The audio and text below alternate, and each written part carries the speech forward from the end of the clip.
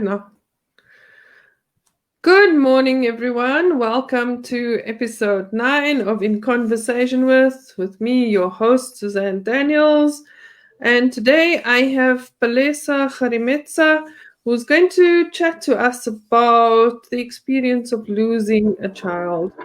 I cannot, as a mom myself, I really cannot imagine what that feels like. And I was quite intrigued and honored that Palesa would actually come onto the show and talk about it. So, Palesa, introduce yourself to the audience and the viewers. Welcome to the show.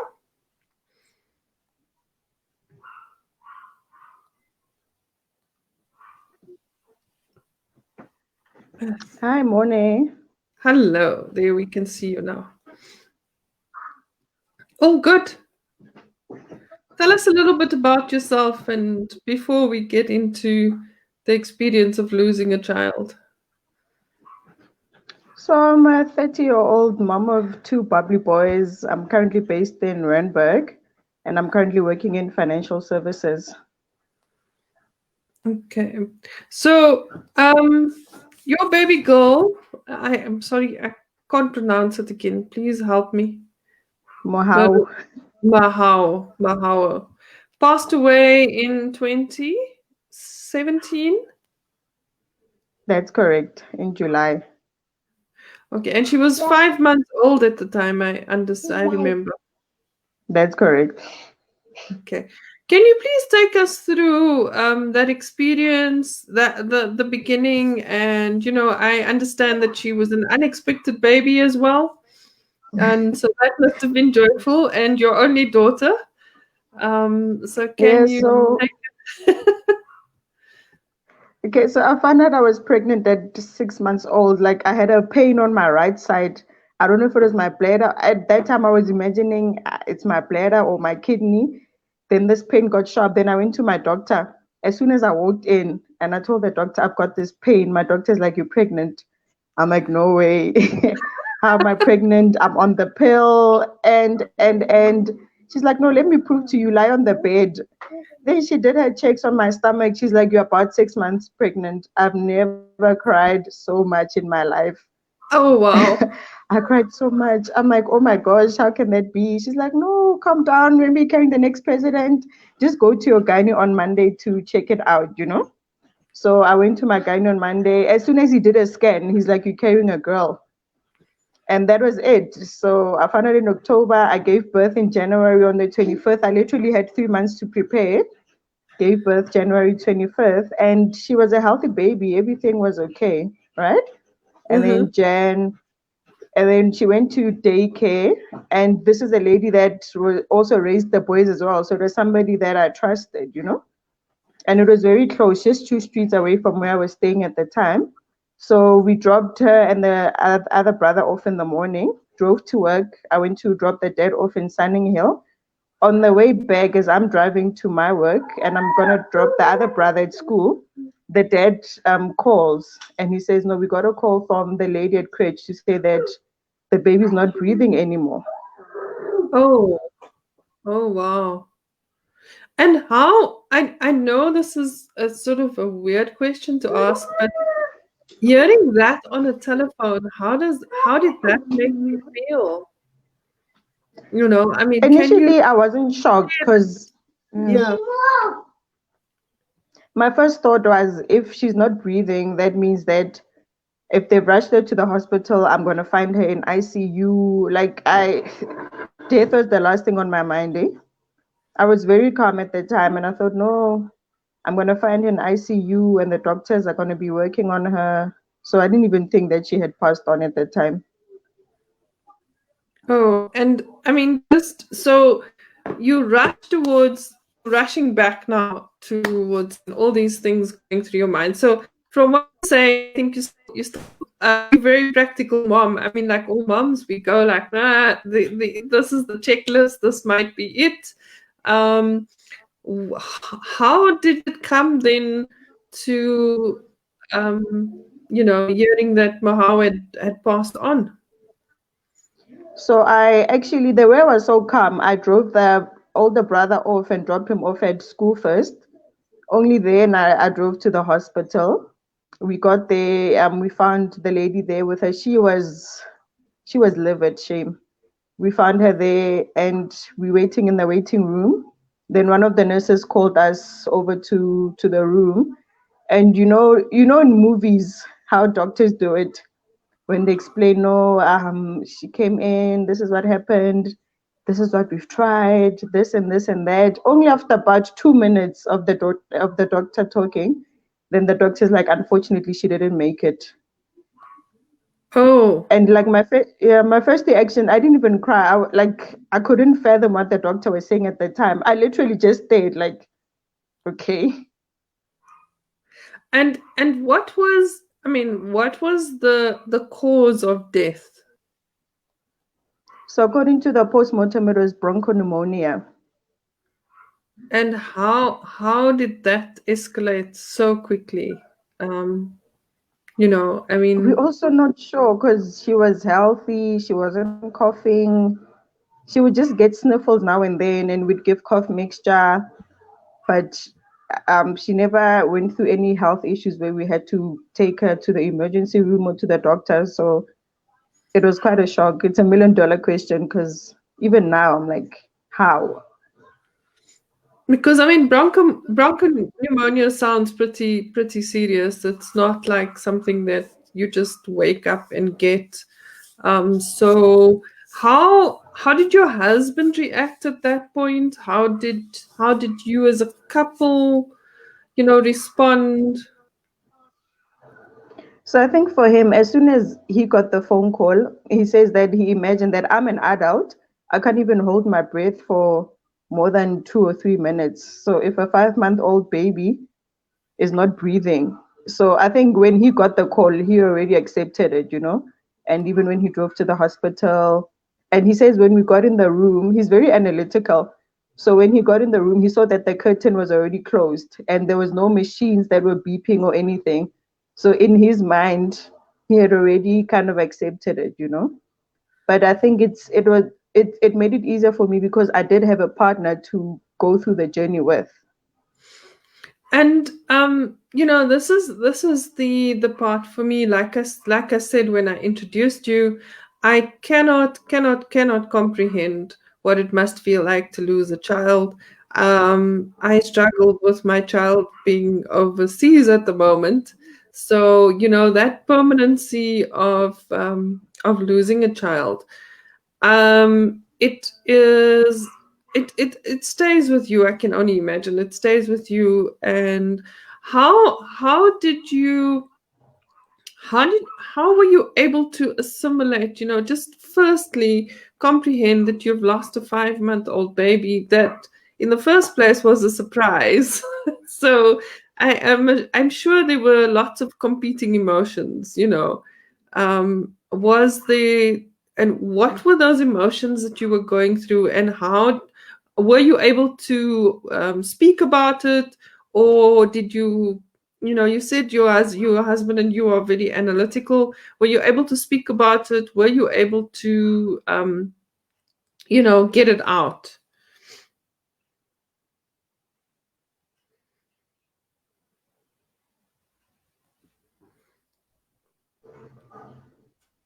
Hi, Susan. Hi, sorry, we seem to have lost you there.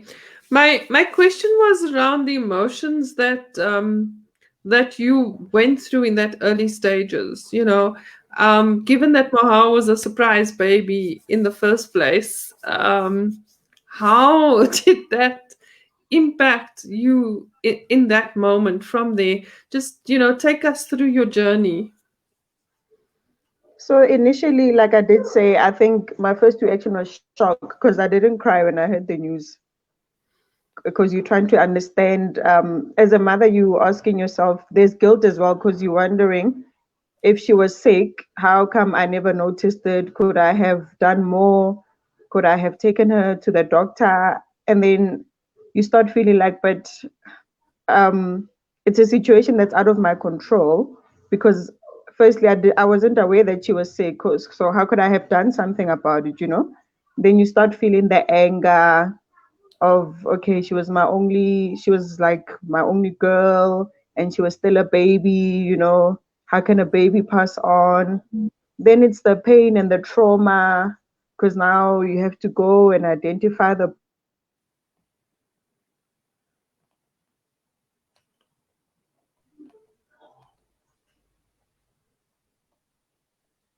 and I think we lost you a little bit there, Palesa. Um, the last we heard was go and identify.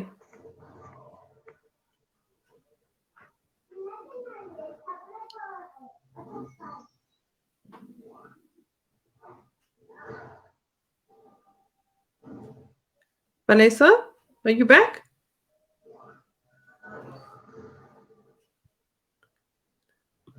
Viewers, just hold on with us. It seems like we have lost connection.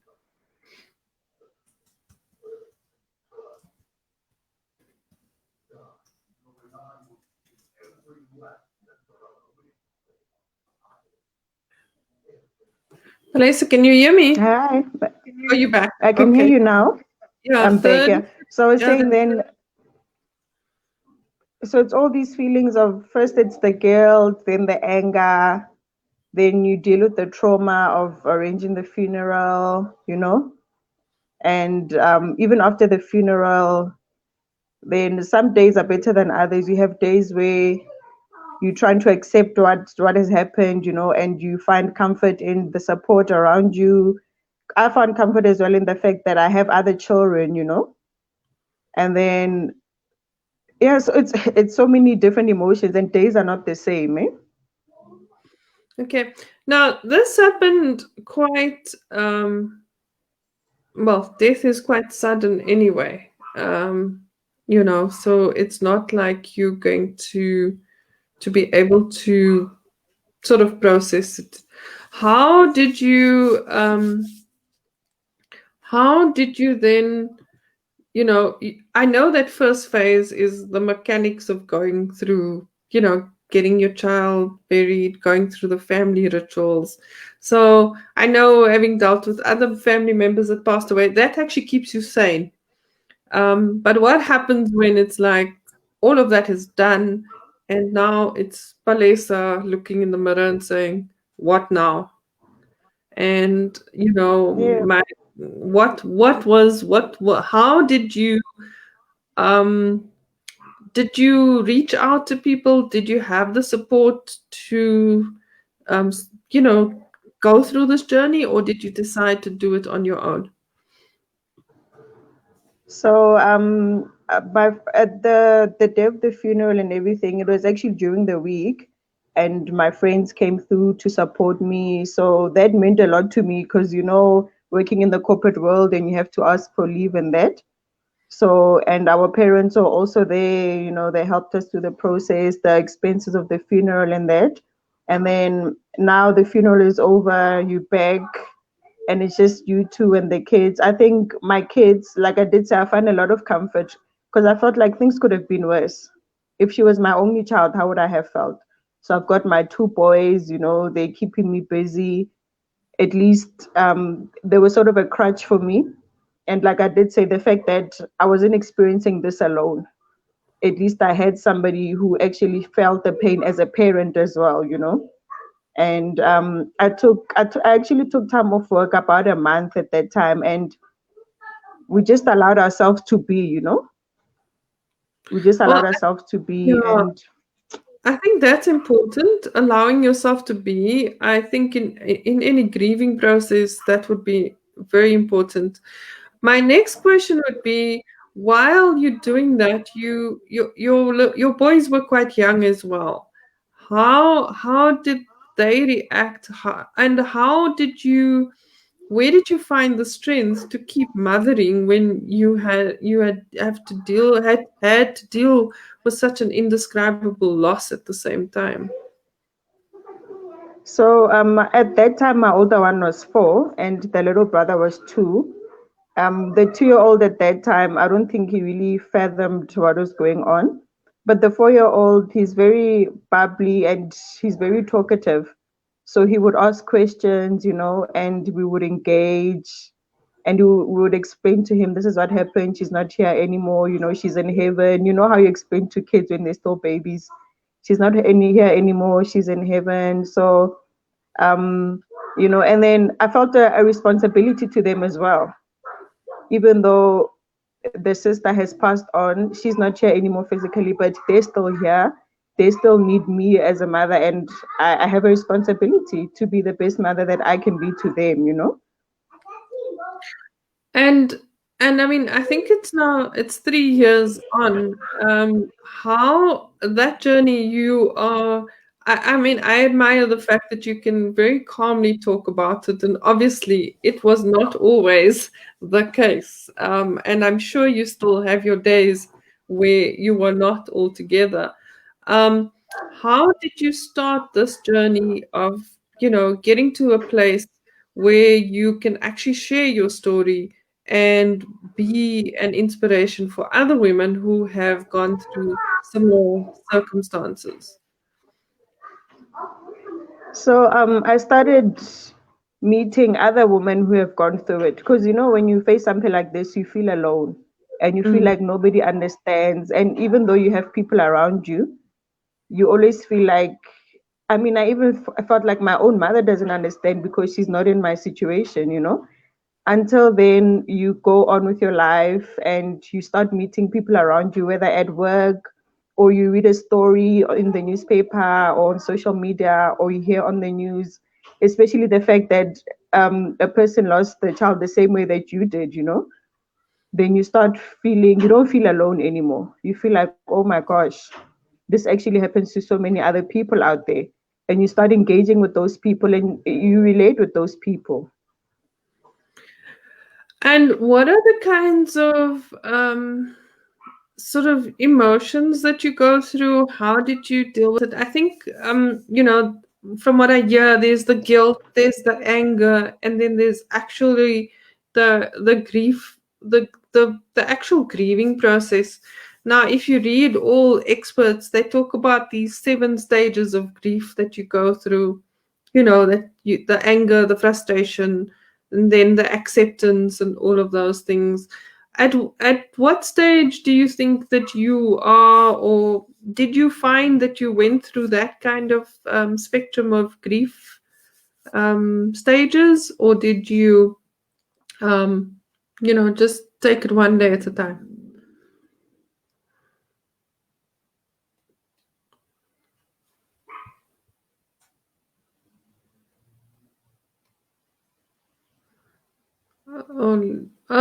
Viewers, I think once again, we've lost Palesa there for a moment. I think the reception in Randburg is quite bad. She will log on again. If there are any questions, I think I'm just going to go through the comments that we have. Let's see what they are. What a shock, so tragic. We can't accept such a reality at that moment. Corinne, yeah, I think the death of a child is particularly tragic when you actually don't expect it. We always think that, parents are not supposed to outlive their children. Good morning, Tutua. Welcome to join us again. Corinne, it's incomprehensible at first. You and your husband must have been. Okay. Makes no sense. You and your husband must have been a strong couple and strong relationship to support each other. I agree with you, Corinne. I'm not sure if you're speaking from personal experience, but yes, it is incomprehensible. I won't be able to stay long. Hi, Ada. Welcome. Thank you for joining. Viwe, oh my, it's the most unfair to go through. Yes, indeed, it is. I'm so sorry for your loss. It's a very sad thing to experience. How do your other siblings handle this? I think she explained that place. Explained how she dealt with the siblings. Um, It takes a lot to talk about losing a child. Mine would have been 2/9 July. Oh my Ada, my deepest sympathy. I didn't know that. That's um, that is a loss. I'm sorry, I'm starting to cough. Oh, Karin, yes, absolutely from personal experience. I think, ladies, what I'm going to do is I'm going to have to record this interview because, as with live shows, it has bombed out. My apologies, and I'm coughing. What I would want to suggest is I will invite ladies who have lost children onto the show, and we can have a panel discussion. I will try and get Palesa back on in the near future, maybe next week again, or try and do a live later in the day. But thank you very much for joining us, and I will see you on the next episode. Bye bye.